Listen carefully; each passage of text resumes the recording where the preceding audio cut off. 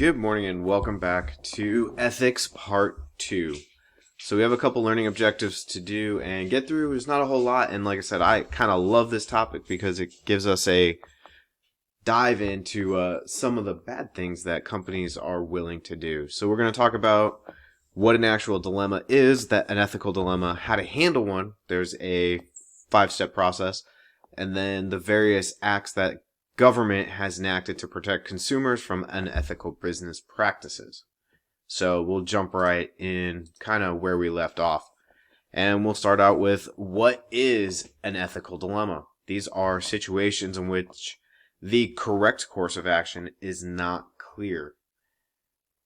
Ethical dilemmas arise regularly in the business world. And some of them are easy. Some of them have a clear picture and a clear road.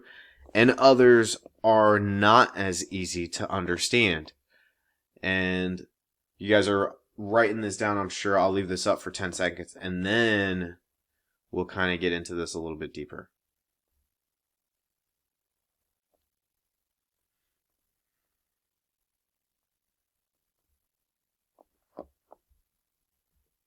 Alright, let's keep going. So, task for you and a point to pause the video.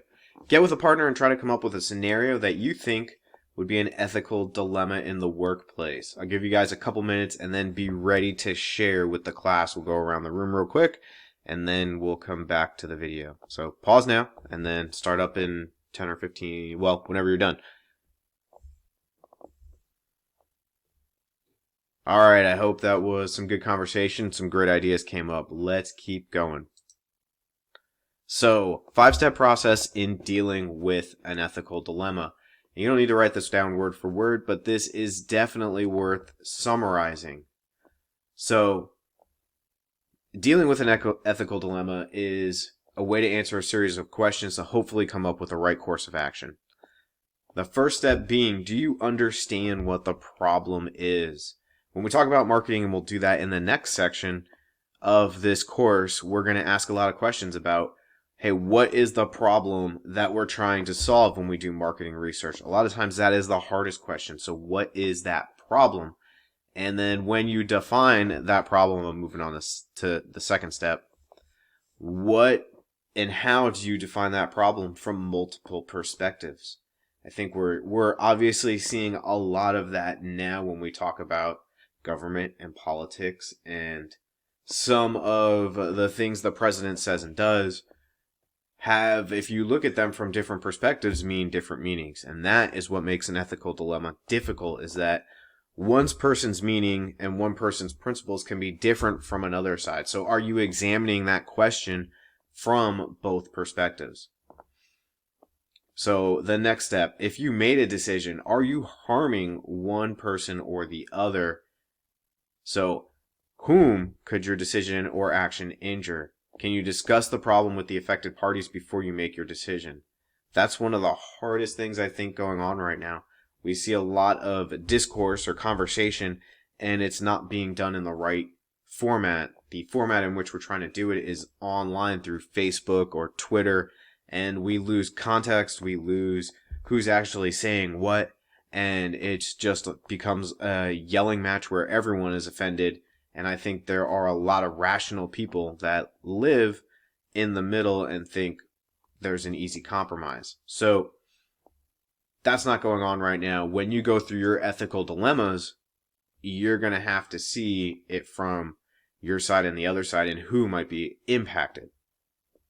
So number 4, are you confident that your position will be as valid over a long period of time as it is right now?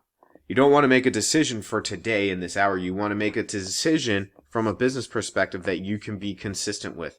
That will be the same over a period of time.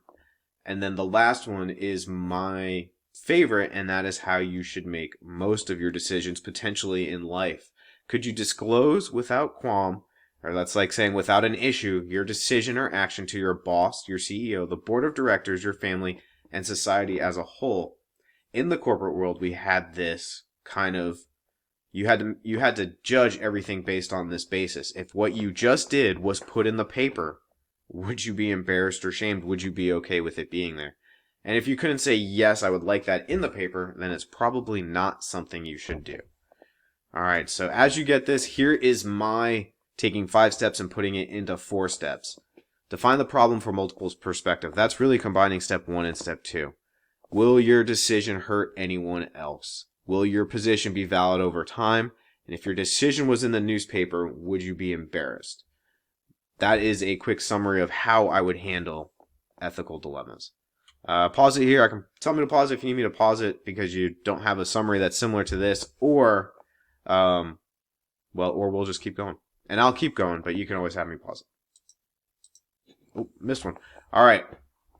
So we've done objective 1. We've done objective 2. Here's the last one. We're going to talk about a number of acts that have occurred in business to ensure ethical competition, or fair competition is a way to say it.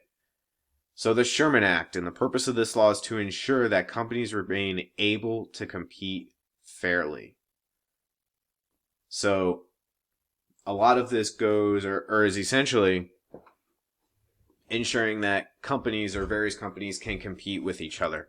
When companies aren't able to compete, and one company pushes out other companies, we have a situation with pricing, and where one company controls pricing and we have a monopoly, which is illegal in itself, then we tend to have consumers and customers negatively impacted, with all of the benefit going to whatever business that is. I think you could argue that what Kroger did and that conversation we had last week was probably a violation or towing the line of what occurred in the Sherman Act. So the Clayton Act of 1914 makes it illegal to charge different prices to different wholesale customers. So that is, in essence, where we need people to have, or customers to have, the closer similar pricing. And a decent example of that is through vending. Coca-Cola needs to charge very similar, if not the same prices that they charge Kroger, they charge Walmart. That ensures that those companies can then sell at similar prices and are not negatively impacted by each other. Now, there are ways that these companies are able to, I guess, toe this line real close, where there might be situations where, hey, if you sell X amount, we'll give you a kickback of X%. And that's part of a contract that we sign together as a group, or together as a business, as part of business, I should say. So if Walmart sells $1 million of Coca-Cola cans, they might get 1% back. And Kroger might have the similar option to sign up to that, but some of those details might be a little different between each other. However, the wholesale price of a 12-pack of Coke cans should be the same between those two parties. This Clayton Act also bans the practice of requiring a customer to purchase a second good. So you can't require, from a wholesale perspective, customers, hey, if you're buying 12 packs, you have to buy 6 packs, or so on and so forth. The Wheeler Act of 1938 bans unfair, deceptive acts or practices, including false advertising. So this is one we'll talk about more in marketing, but the whole point is that you cannot falsely claim something does something when it does not. You can be sued for that and held 100% liable for making that false advertisement. And another part of that is businesses must inform consumers of possible consequences of using their products. So that is medical companies listing potential symptoms when they subscribe or they put commercials out for medicines to help with restless leg syndrome and so on and so forth.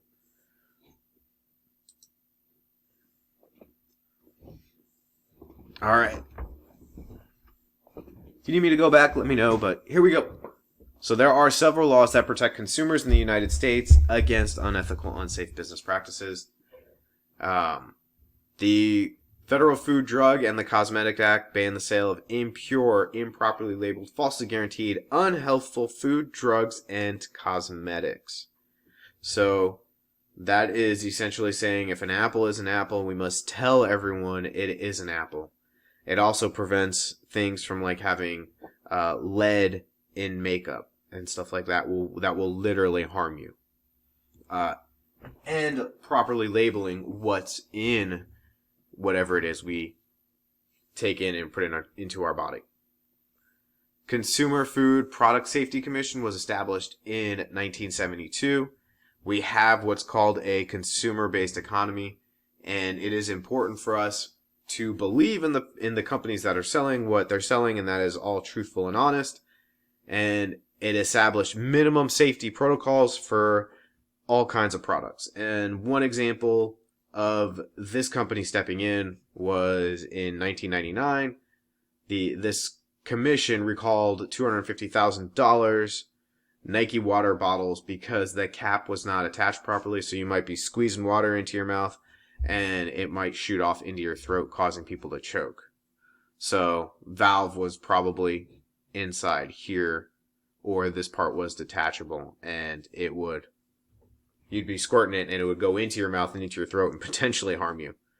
So that's what the Consumer Product Safety Commission was designed to do. The last one is specifically for loans. There are a series of laws that protect U.S. consumers against unfair lending practices. And this is missing the last line. Under the Truth in Lending Act of 1968, creditors are required to let consumers know how much they are paying in finance charges and interest. So when you make a loan or you take out money to borrow for, say, buying a house or buying a car, it must be upfront in front of you how much it is to the financing fee for that loan, and then what the interest is going to be on a regular basis, and the total interest. And honestly, that is one of the things that will shock you into reality. When you buy a house and you pay interest on it over 30 years, you're going to pay more than the value of the house in just interest. So a $100,000 house, you might pay $200,000 in interest on top of the $100,000 price point.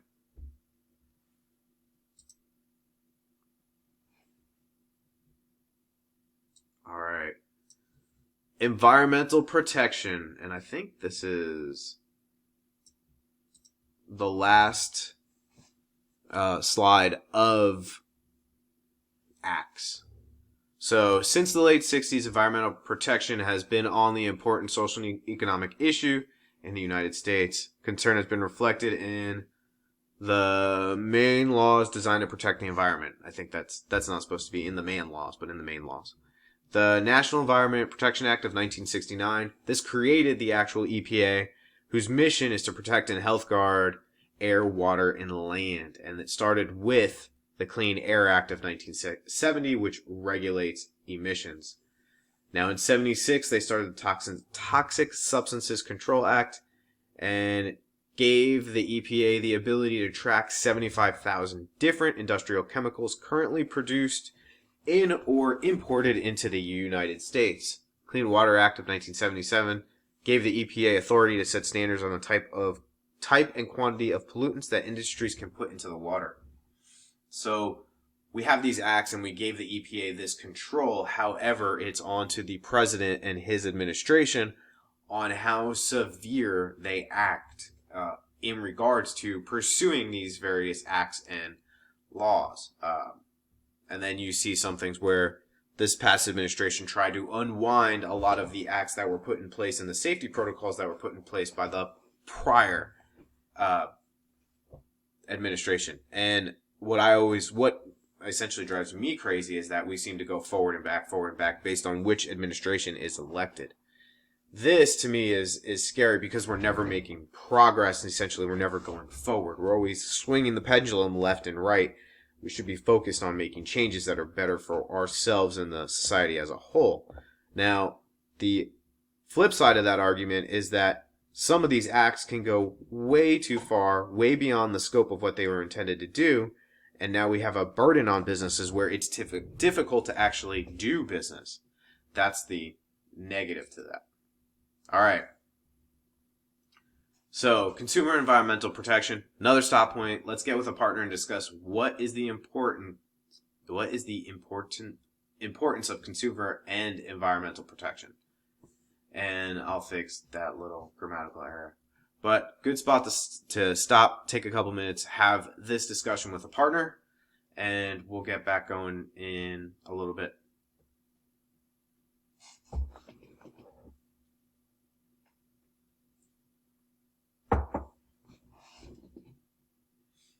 All right, we're coming to the end, and I hope that discussion was good.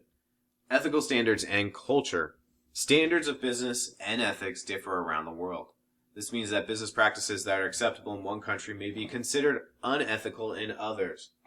Business managers working in other countries must be aware of these different ethical standards. Here's an example.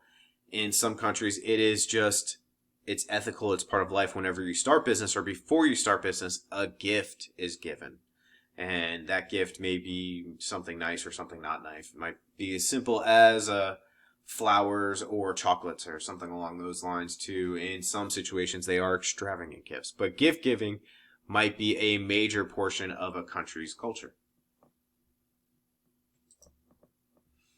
Oh, I just said that. Corporate gift gifting, it depends on the culture. U.S. government officials are not allowed to accept expensive gifts from businesses.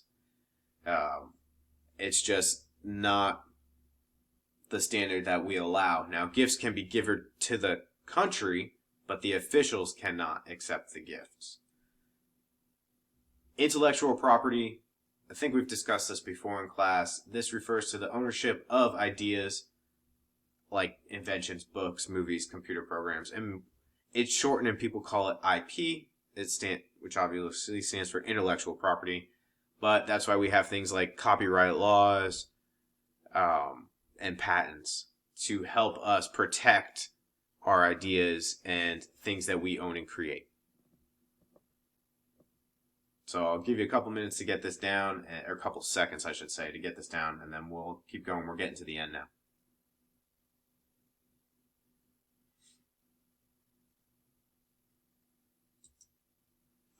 All right, social responsibility. This is kind of like the second half of the ethics aspect.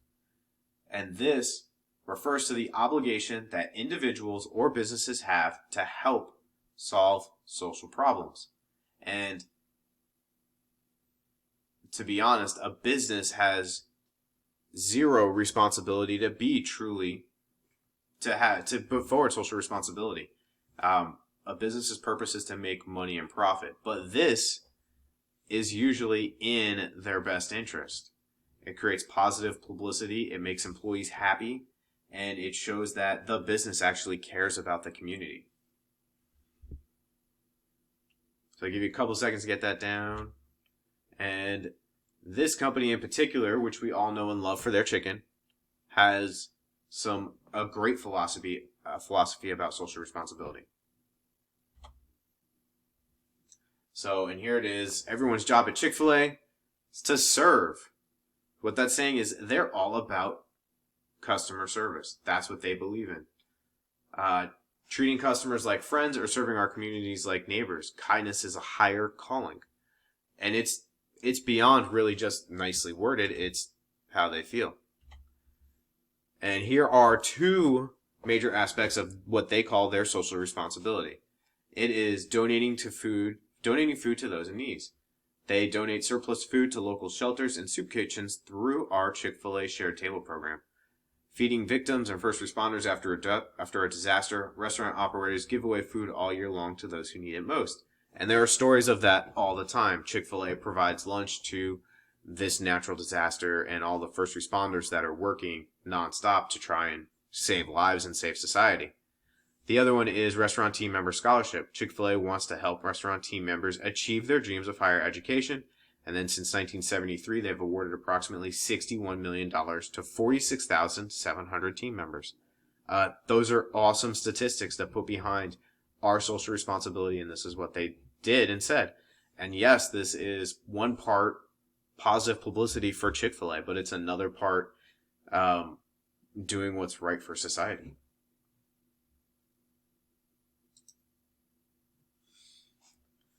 So, social responsibility has taken some time to evolve and change over the timeline that businesses have existed.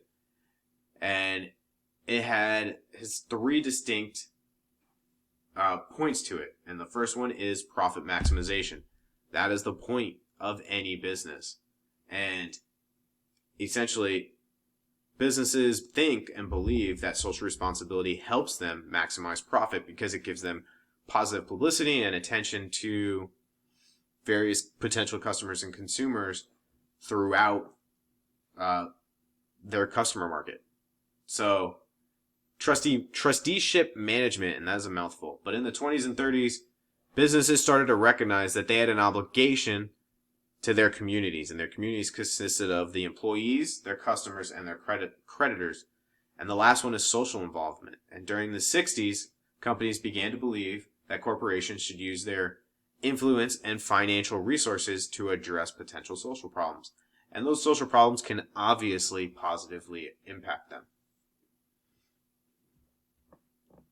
So I'll give you 10 or 20 seconds to get that down, and then I will keep moving. Almost done.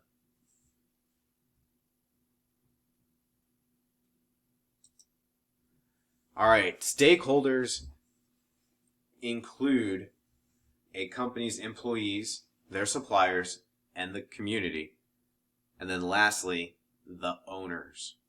They are all stakeholders in the social responsibility that a company does. Stakeholders are the people that are impacted and or potentially responsible.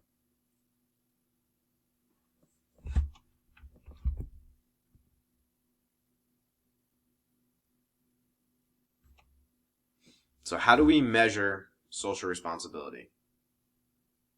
So some managers perform a social audit, and that is a review of a business's social responsiveness. And country measures through the following 3 ways. We'll get to that in a second. But first, I want to show you this. Top and bottom 10 corporate social responsibility rankings. And these fluctuate constantly. So Wegmans and Publix supermarkets, they're both actually supermarkets. And they're ranked 1 and 2. And this is going back to June 2017. So some of these may have changed. You see Tesla Motors on there. You see Lowe's, UPS, LL Bean, Walt Disney Company, Whole Foods Markets. And this is ranked by millennials. And it's marketingchots.com. So just so everybody knows where this data is coming from, and this can be different when it's done from a different perspective.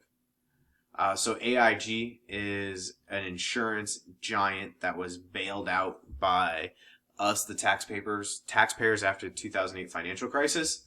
Volkswagen is up here. They have completely defrauded America.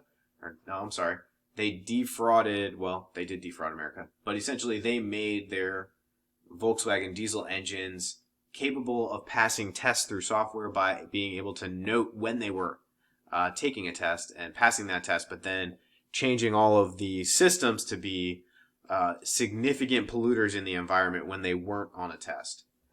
And then you have Bank of America and Wells Fargo, and both of these banks have done some pretty atrocious stuff to consumers and customers.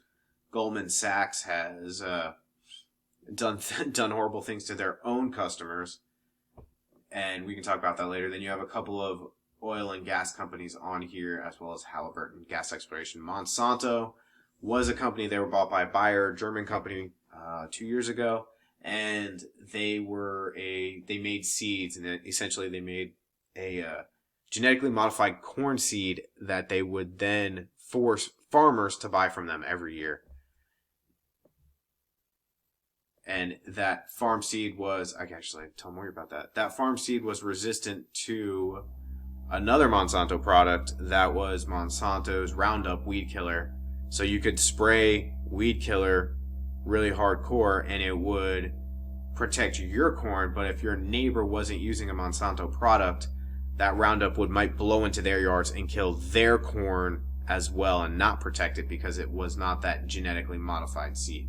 That's an interesting case as well. All right, philanthropy and volunteerism. 2 more slides. So, efforts to improve human welfare companies grant paid time off to employees to participate in charitable events. So, my last company did this. I don't think we do this at the school, but one of my days off I could plan, and it could just be to go do something charitable to the community. And I didn't have to represent First Merchants Bank. I would just represent myself, and it was a just positive thing that I could do for me. One of the things I did do was actually I would come in and judge DECA events. That would be one of the things I did, or I would do case studies with business students before I was actually a teacher. So, and actually, every year I have a gentleman by the name of Kyle come in, and he comes and talks to my various classes for half the day. And that's his way of doing philanthropy and volunteerism. He talks about business and growing up in his story. So, one of the things companies do, they give that time off for various reasons, whether it's to donate blood, food and clothing drives, to work with the United Way, and sometimes they'll even match funds if you throw money at an organization for something. Environmental awareness, limiting the damage that companies do to the environment. And really it starts with establishing policies and a culture. And we talked about the content of the code of ethics. This is where you might do something like that. And one of the things I can tell you Frito-Lay implemented was they started building factories that could be connected to waste dumps. Because one of the byproducts of waste dumps is called a gas called methane. Well, you can stick a pipe into the middle of a dump and actually pull the methane out and burn it to make power. So they were using those methane pumps, or that methane access, to run factories, essentially reusing the byproduct of a landfill. So, last slide. Sensitivity to diversity and quality of the workforce. One of the most important ways a company can demonstrate its sense of social responsibility is through maintaining an ethically diverse workforce that reflects societies in which they operate, adopt policies that contribute to the quality of life of their workers, provide things like flexible work hours and on-site daycare. These are just two examples. I like the example of our police units should match the diversity of what they're policing and who they're policing. And you could argue that our teachers' diversity should match the student body. It doesn't always work out that way. It takes a lot of time to get it that way. If we wanted to have police officers match the areas that they police, then it's going to take a lot of training, a lot of education in order to get them to that level. And it's not an easy thing. It's something that should be worked on nonstop, though. We should match, and a company should match its customers in who they're working for, right? Because the business is working for the customers in essence. So why not match who you're selling your goods to? But that is the last slide right there. I hope this wasn't too rushed. I'm sorry if it was too long, but we're through it now. That's your entire content for ethics, for lectures and notes, and we're good to go. Have a great day, and I'll see you when we start talking about marketing research.